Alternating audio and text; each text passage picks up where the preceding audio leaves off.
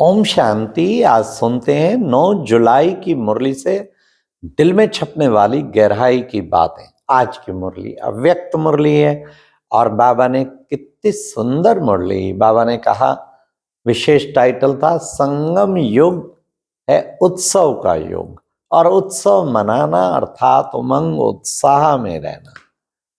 आज बाबा ने कितना अच्छा कहा, त्रिदेव रचता बाप त्रिमूर्ति शिव अपने बच्चों को डायमंड बच्चों के साथ डायमंड जुबली मनाने के लिए आए हैं। डायमंड जुबली कहो या बाबा ने कहा डायमंड जयंती कहो, उसको मनाने के लिए आए हैं। तो बाबा ने आज सारी मुरली में कि बच्चे, हाँ, संगम युग क्या है? संगम युग है उत्सव का युग। हाँ, और बाबा तो आए ही हैं कौड़ी से हीरे तुल्य बनाने। डायमंड जुबली माना हीरे तुल्य बनाने। फिर बाबा ने कहा संगम युग उत्सव का युग है, माना सदा उमंग उत्साह में रहना। बाबा ने कितना अच्छे शब्द दिए, ब्राह्मण जीवन का श्वास ही है उमंग उत्साह।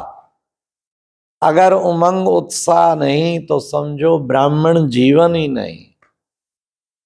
फिर बाबा ने कहा देखो आज कितना उमंग उत्साह का वातावरण है, क्योंकि इस मुरली के टाइम पर बहुत बच्चे आए हुए थे। तो बाबा ने कहा अनेक भाषाएं, अनेक भाषा, अनेक कल्चर, अनेक प्रकार के रंग रूप, लेकिन उसमें भी फिर सब एक बने हुए हैं। तो ये कितना उत्साह का वातावरण है। फिर बाबा ने कहा ये देखो, अगर ब्राह्मण जीवन में उमंग उत्साह नहीं तो समझो वे श्वास नहीं, ये उमंग उत्साह का श्वास नहीं तो ब्राह्मण जीवन ही नहीं। फिर बाबा ने कहा देखो, बाबा ने बच्चों को सब प्रकार के अनुभव कराए।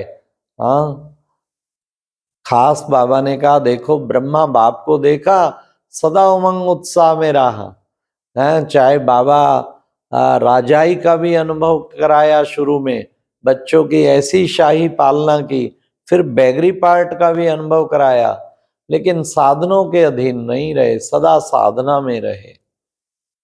फिर बाबा ने कितना अच्छा आज सुनाया कि बच्चे ये उमंग उत्साह कम क्यों होता है, उसका कारण क्या है। तो बाबा ने कहा उसका कारण है कि वाह वाह की बजाय वाई वाई करने लग जाते हैं। बाबा कहते सदा वाह वाह का गीत गाओ, वाह ड्रामा वाह, वाह बाबा वाह, वाह रे मैं, वाह सुंदर बाबा का परिवार, लेकिन वाह वाह की बजाय वाई वाई करने लग जाते हैं। तो बाबा ने कहा वाई वाई ना करो, उसकी बजाय सदा उमंग उत्साह में रहना है तो क्या करो, वाई वाई की बजाय फ्लाई फ्लाई करो। उस परिस्थिति से फ्लाई करो। हाँ, बाबा ने कहा आगे चल के परिस्थितियां बहुत नाजुक आने वाली हैं। हाँ, लेकिन परिस्थितियां नाजुक आए, नेचर नाजुक ना हो जाए। कईयों की नेचर नाजुक हो जाती है। आज बाबा ने, नहीं तो फॉरेनर को तो आदत होती है सिंगल सिंगल, दो के साथ भी नहीं रहना उनसे निभ पाता। तो आज बाबा ने कहा पावर ऑफ एडजस्टमेंट बढ़ाओ। हाँ, ऐसा तो नहीं अरे भाई यहाँ 5 के बीच में 10 के बीच में सोना पड़ता है, क्योंकि मधुबन में एक एक हाल में जब बहुत सभा आती तो क्या करते, तो ऐसे ही करना पड़ता।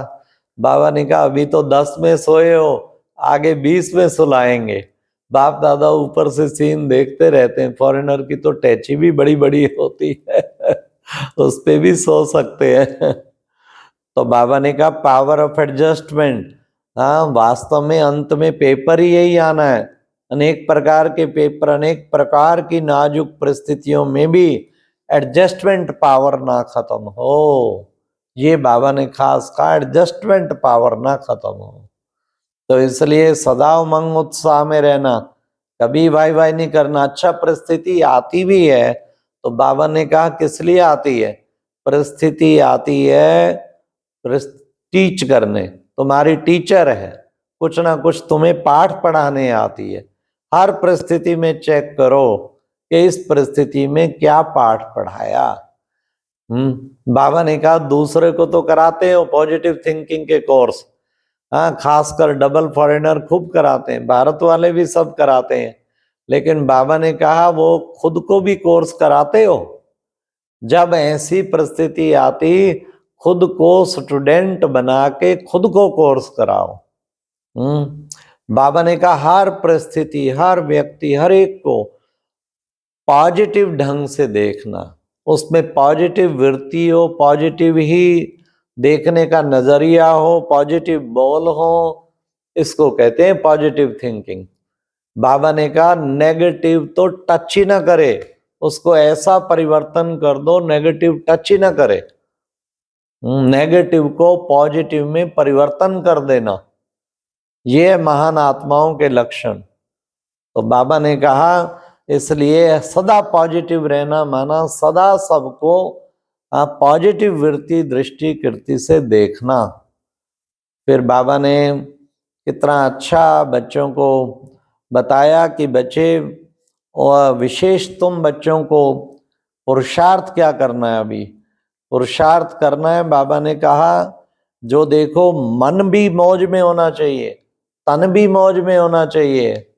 हाँ, सबके मौज का गीत और सबकी भाषा एक ही है ना। सबको बाबा ने पूछा, हाँ जी सबने किया, बोलो मेरा बाबा, तो सबने बोला मेरा बाबा, डबल फॉरेनर्स ने भी बोला मेरा बाबा। तो बाबा ने कहा इसलिए तुम बच्चे देखो साइंस के साधन भी रफ माल को बढ़िया बना देते हैं, तो क्या आप बच्चे नेगेटिव को पॉजिटिव में परिवर्तन नहीं कर सकते? कर सकते हैं ना, तो तुम बच्चों को करना है। बाबा ने कहा ऐसी परिस्थिति आपकी बन जाए। फिर बाबा ने कहा किसके पास रहते हो? सदा बाप के पास रहना है। बाबा ने कह दिया है बाप के पास रहने वाले ही फुल पास है। बाबा हमेशा कहते पास रहना है और जो बीत गया उसे पास करना है, और हर पेपर में हर सब्जेक्ट में फुल पास होना है। ये पास शब्द बाबा हमेशा याद दिलाते हैं, इस पास शब्द को सदैव याद रखना है। बाबा ने कहा थोड़े टाइम गुप्त वेश में हो, चिंता नहीं करो, अभी तो सेवादारी हो, गुप्त वेश में हो, लेकिन आगे चल के प्रकृति भी दासी बनने वाली है, अभी भी बनी हुई है।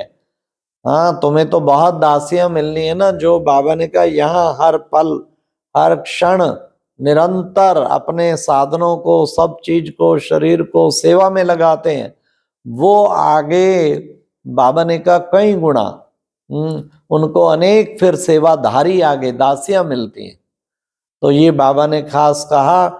और फिर बाबा ने कहा विशेष सेवा और जो युक्ति युक्त सेवा अब भी जो करते हैं तो कितना उमंग उत्साह चढ़ जाता है, एकदम उमंग उत्साह से भरपूर हो जाते हैं जब भी कोई विशेष सेवा करते। तो बाबा ने कहा इसलिए बच्चों को सदा विशेष सेवाधारी बनना है। तो बाबा ने एक विशेष ये बात भी बताई, आगे चल के परिस्थिति नए नए रूप में बहुरूपी बन के आएगी।